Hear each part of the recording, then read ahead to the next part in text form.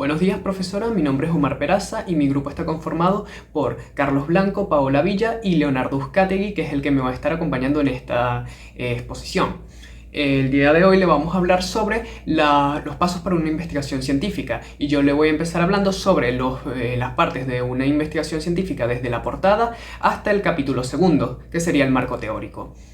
La portada de una investigación sería la carátula sería la cara de esta investigación. Sería lo primero que el posible lector vería de esta investigación o del trabajo. Esta debe ser llamativa para el lector y debe presentarlo de una manera que pueda incitar al lector a obtener el trabajo, y de esa manera pueda leerlo. Este debe contener el membrete, el nombre del autor o de los autores, el nombre de la institución bajo la que se realiza la investigación, la fecha de entrega, el ciudad o el lugar donde se realiza el trabajo y el nombre del tutor o profesor de la asignatura. Después de eso vendría la introducción, que esta sería como la presentación formal del trabajo. Entonces sería el lugar donde se sintetiza o se resume el trabajo, de tal manera que el lector pueda tener un contexto de cómo va a ser el trabajo, a qué dirección va a ir, entre otras cosas. Entonces allí empezaría el capítulo primero, que sería el problema.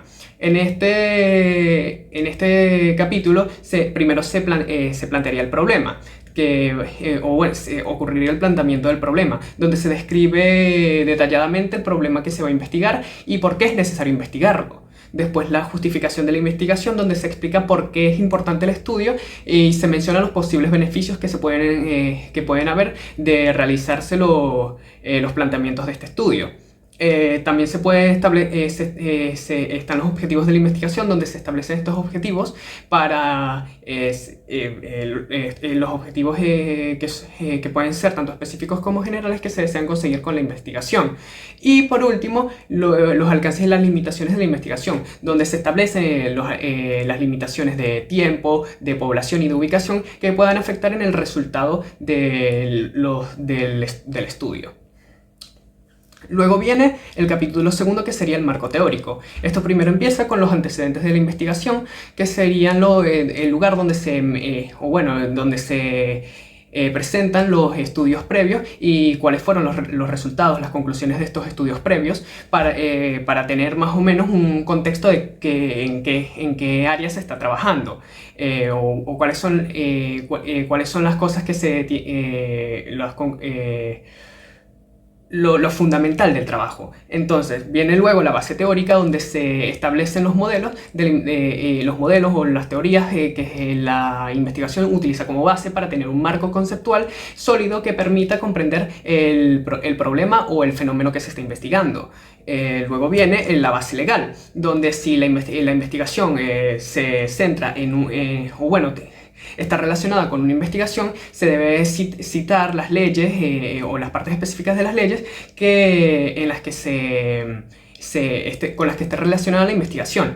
Y luego viene la operacionalización de las variables, donde se definen las variables de la investigación y cómo fueron medidas, cuáles fueron las unidades utilizadas y los métodos que se utilizaron para conseguir estos datos. Y por último, la definición de términos básicos, donde se define de una manera clara los términos básicos, de tal manera de que el lector no esté perdido, sino que más o menos tenga una idea de los conceptos que se están utilizando y que durante el trabajo no se van a definir.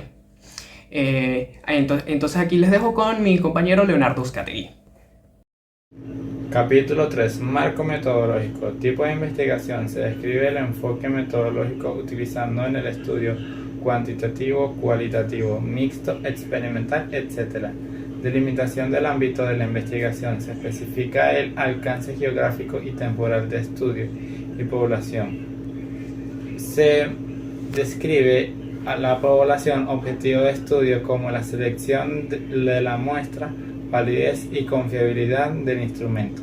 Se mencionan las estrategias utilizadas para asegurar la validez y confiabilidad de los datos recolectivos, instrumentos y técnicas de recolección de información. Se detallan los instrumentos utilizando para recopilar los datos, así como las técnicas empleadas. Técnica de análisis de datos. Se explican los métodos utilizados para analizar los datos recolectados. Capítulo 4. Descripción de los resultados. Se presentan y describen los resultados obtenidos a partir del análisis de los datos. Capítulo 5. Conclusiones y recomendaciones. Se exponen las conclusiones derivadas del estudio, así como las recomendaciones para las futuras investigaciones o acciones realizadas con el tema. Referencias bibliográficas. Se incluye una lista con todas las fuentes consultadas durante una investigación siguiendo un formato específico, APA, MLA, etc.